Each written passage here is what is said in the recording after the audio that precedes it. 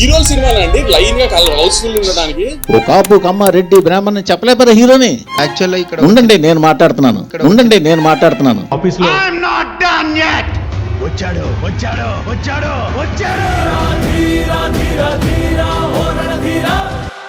Ladies and gentlemen, welcome back to my channel cinema and series. So controversy అనే పదానికి అర్థం, పరమార్థం, సిద్ధాంతం అన్ని 3 సార్లు 3 వీడియోలో చెప్పేశాను. కొత్తగా ఏం చెప్పనవసరం లేదు.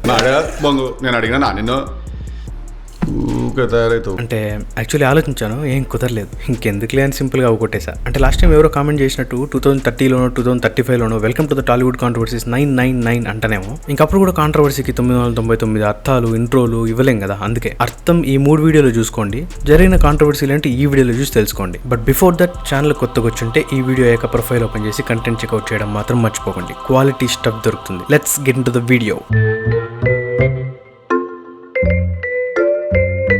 యాక్చువల్లీ ఇది పిచ్చ కామెడీ. డైలీ కల్చర్ టీం వాళ్ళు ఒక పోస్ట్ చేశారు. నేను ఆ పోస్ట్ స్క్రీన్ మీద వేస్తాను చూడండి. అండ్ దాని సమ్మరీ ఏంటంటే, ఎక్కడ హరిశంకర్ గారి పేరు లేకుండా అట్లీ అడాప్టేషన్ అని చెప్పి తీసిన బేబీ జానే షెడ్కి వెళ్ళినప్పుడు సినిమా కాస్ట్ మొత్తంలో రీసెంట్ గా ఒక్కరు కూడా హిట్ లేకుండా ఉంది. ఇప్పుడు వాళ్ళతో రీమేక్ చేస్తా అంటే ఎంత ఘోరంగా ఉంటుందో చూడాలనేసారు. అయితే మ్యాటర్ ఏంటంటే, దానికి రిప్లైగా కొన్ని వందల కామెంట్స్ లో ఒక్క కామెంట్ హైలైట్ అయింది. అంటే దాంట్లో ఏముంది అనుకున్నాను నేను కూడా. కాకపోతే డైలీ కల్చర్ వాళ్ళు నెక్స్ట్ ట్వీట్ తో కుండ బద్దలు కొట్టినట్టు ఇట్లా చెప్పారు. రీమేక్లని ఫ్లాప్ అవుతున్నాయని ఫ్రెష్ స్క్రిప్ట్ తో రమ్మని సలహా ఇస్తే ఈయనేమో ఆల్టర్నేటివ్ అకౌంట్ వేసుకొని వచ్చి అమ్మనా బుద్ధులు తిప్పుతున్నాడు అని. ఇంతకు ఎవరేంటారు అబ్బా అని చూస్తే ఆ అకౌంట్ హరీష్ శంకర్ గారి ఫ్యాన్ అకౌంట్. ఇంకందరూ ఇది హరీష్ శంకర్ గారి ఆల్టర్నేటివ్ అకౌంట్ అని ఫిక్స్ అయిపోయి ఏదంటే అది అనడం, అటు సైడ్ నుండి ఇంకా పచ్చిబూతులు అవడం అన్నట్టు అయిపోయింది. ఇదే మ్యాటర్ ని మిస్టర్ బచ్చన్ ఇంటర్వ్యూ అప్పుడు ఒక యాంకర్ ఏంది సార్ మీ ఆల్టర్నేటివ్ అకౌంట్ అంటున్నారని అడిగితే ఆయన ఇలా అన్నారు, అసలు ఏంటి అకౌంట్ గురించి చెప్పండి. చాలా మంది నన్ను సపోర్ట్ చేస్తూ మాట్లాడుతుంటారు. ఇతనేమో అసలు వీరాజ్ నేను ఒకసారి చెప్పా, అతనికి పబ్లిక్ గానే చెప్పా, అలా వాళ్ళు బూతులు మాడినప్పుడు నువ్వు కూడా బూతులు మాడితే వాళ్ళకి మనకి తేడా ఉంటది, బూతులు వద్దు అని చెప్పా. కింద కూడా ఏదో ఫన్నీగా ఉంటది, అలీ గారి word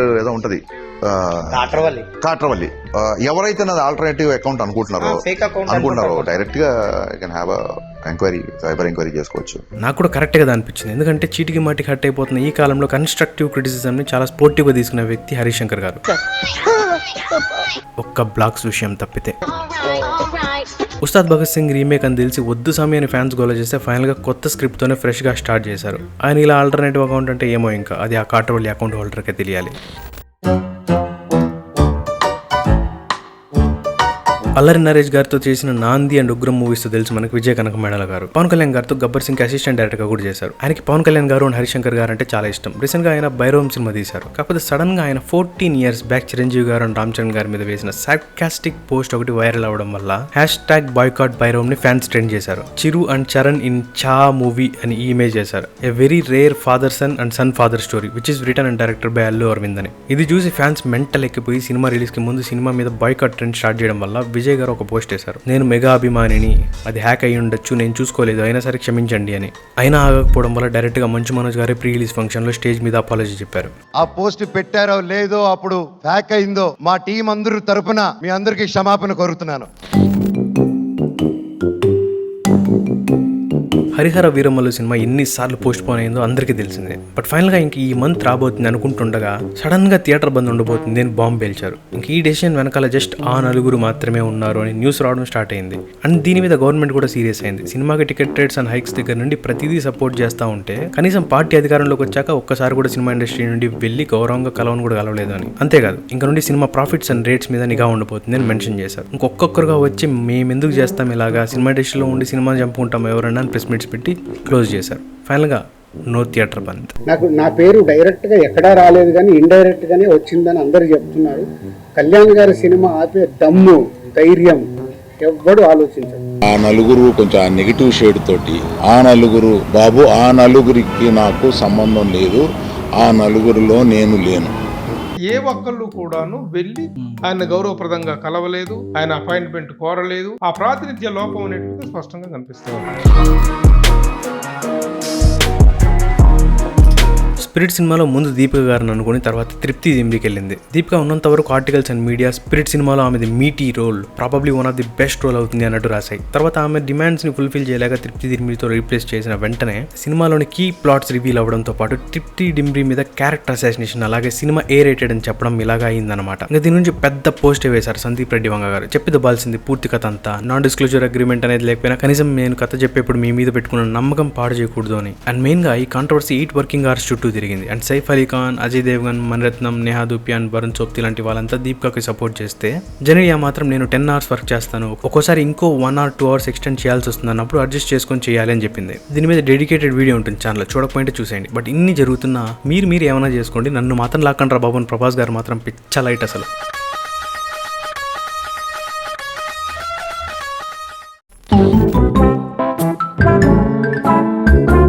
One of my favorite film journalist Ram Venkat Srikhar garu along with Prema Malini ma'am. I enjoy watching their interviews. సినిమాకి సంబంధించి చాలా ఇన్సైట్ఫుల్ క్వశ్చన్స్ అడుగుతారు. ఇంటర్వ్యూ అంటే ఒక ఇంట్రాగేషన్ లాగా కాకుండా ఒక peaceful conversation, blend of information, deep cinema knowledge ఇవన్నీ ఉంటాయి. Mixture of everything. బట్ మనుషులు నాకు నోరు జాడడం షరా మామూలే కదా. అలాగే కొన్ని సిచ్యువేషన్స్ లో రాంగ్ చాయిస్ ఆఫ్ వర్డ్స్ వల్ల శైలేష్ కొలను గారు మిక్కీ జేమేయర్ గారి దగ్గర క్లాస్ పీకించుకోవాల్సి వచ్చింది. హిట్ 3లో ఎవరు విలన్ నేను ఇప్పుడే చెప్పేస్తా.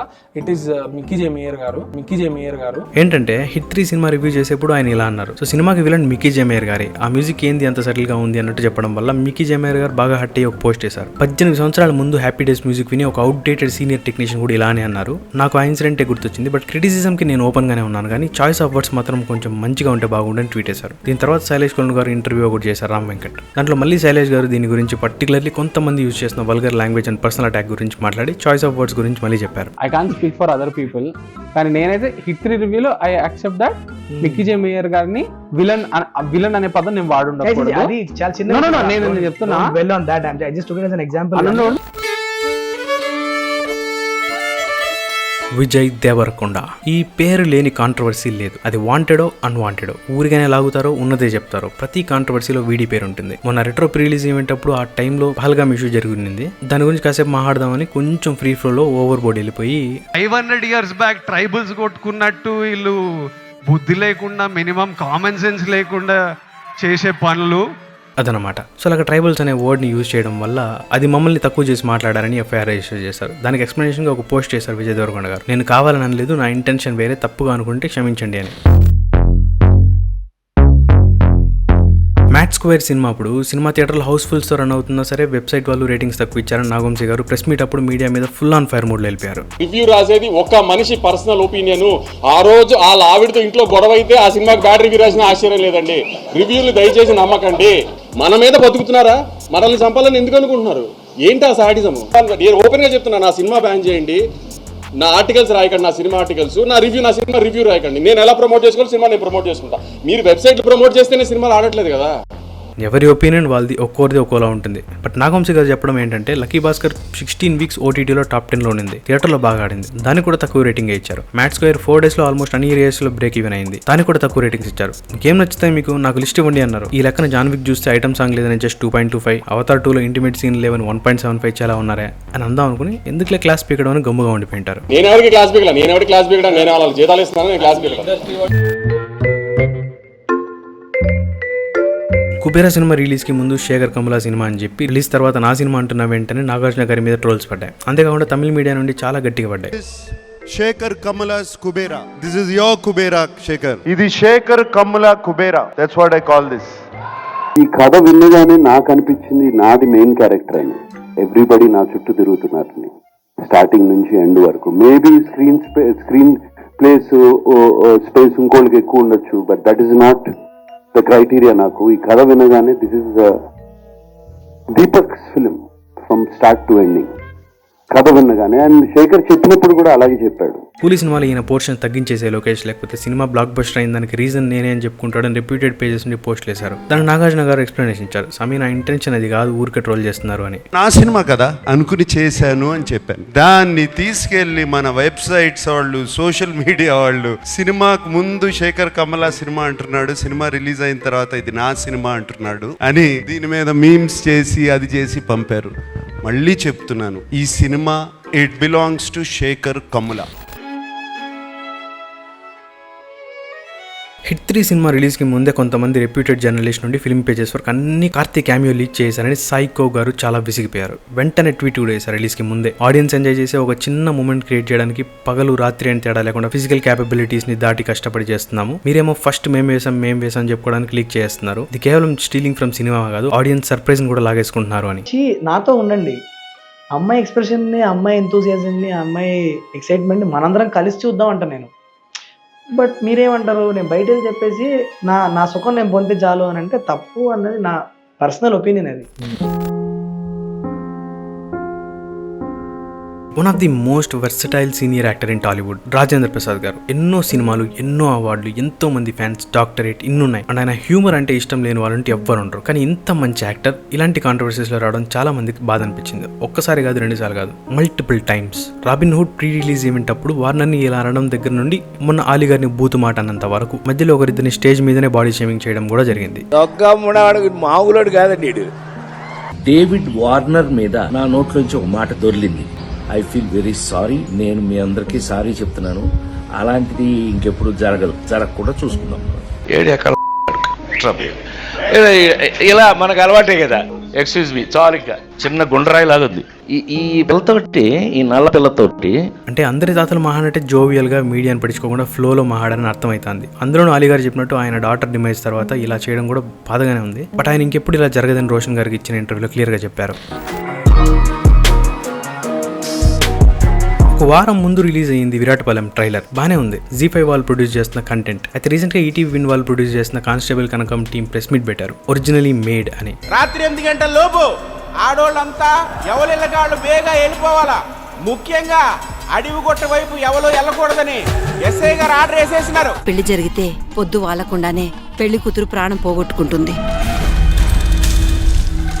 ఇది ఊరికి పట్టిన శాపం. మీ పిచ్చి మూఢ నమ్మకాల వల్ల ఇవాళ ఒక అమ్మాయి ప్రాణం పోయింది. ఈ జీ5 వాళ్ళు తీసిన కంటెంట్ ఈటీవీ వాళ్ళు తీసిన దానికి కాపీ అంట. అంటే అందరూ అనుకుంటున్నట్టు నేను కూడా ఇద్దరు డైరెక్టర్స్ కి వచ్చిన సేమ్ థాట్ అయ్యిండొచ్చేమో, దీనికి ఎందుకు ఇష్యూ చేస్తున్నారు అనుకున్నాను. కాకపోతే కొంతమంది కలిసి రాసిన కథని ఇద్దరు వేరు డైరెక్టర్లు వేరు ఓటీటీ కంటెంట్ కింద తీస్తున్నారు. సేమ్ థాట్ ప్రాసెస్ ఒకలా వచ్చిందని ఎలా అనుకుంటాం?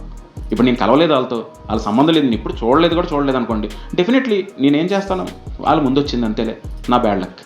కానీ నేను అన్నీ కూడా మీకు ఇవ్వడం జరిగింది. దాని మీద 8 నెలలు. I don't know why it happened. It shouldn't have happened, Andy.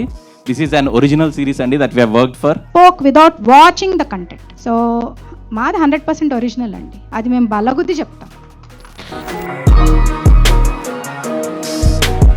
ఇది చాలా ఇంట్రెస్టింగ్. ఎందుకంటే మూర్తి గారు ఆన్ ఫైర్ మోడ్ అనమాట. అసలు మ్యాటర్ ఏంటంటే 8 వసంతాల సినిమాలో బ్రాహ్మణ్ కమ్యూనిటీని చూపించిన విధానంతో పాటు సక్సెస్ మీట్ అప్పుడు మిగతా అందరినీ క్యారెక్టర్ నేమ్స్తో పిలిచి అతన్ని మాత్రం పంతులు స్టేజ్ మీదకి రావాలని పిలిచినందుకు కేవలం బ్రాహ్మణ్ కమ్యూనిటీని ఎందుకు తక్కువ చేసి చూపిస్తున్నారు మీరు? అసలు డైరెక్టర్ని ఇది అడగడానికి ఇక్కడికి వచ్చాను, బట్ ఆయన లేరు ఇక్కడ అని ఫైర్ అయ్యారు. కాశీలాట ఒక పుణ్యక్షేత్రంలో ఒక పంతులు ఒక ముస్లిం కలిపి రేపు సీన్కి అసిస్ట్ చేసినట్టు తీయాల్సి వచ్చిందా? ఏంటండి మైండ్ సెట్? ఏమి ఓ కాపు కమ్మ రెడ్డి బ్రాహ్మణ్ చెప్పలేపరా హీరోని? దానికి రిప్లైగా డైరెక్టర్ ఫణీంద్ర నరశెట్టి గారు క్లారిటీగా ఒక పోస్ట్ చేశారు. ఆవిడ పంతులు అని పిలవడం కరెక్ట్ కాదు, కానీ సినిమాలో అలా చూపించడానికి నా ఇంటెన్షన్ వేరు. రావణుడు ఎవరు?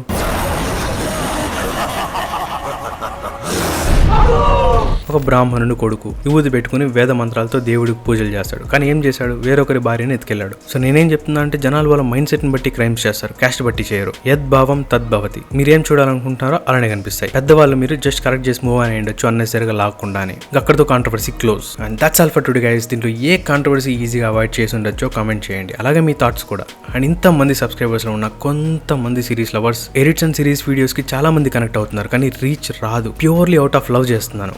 కొంచెం టైం ఇవ్వండి. సిరీస్ అండ్ వరల్డ్ కంటెంట్ని ఒక్క వీడియోగా పెడుతూ వస్తాను. అంటే మంత్కి ఒకటి, but lengthy video. Trust me, చాలా బాగుంటాయి. Worth waiting. Meet in my next video. Take care. Bye.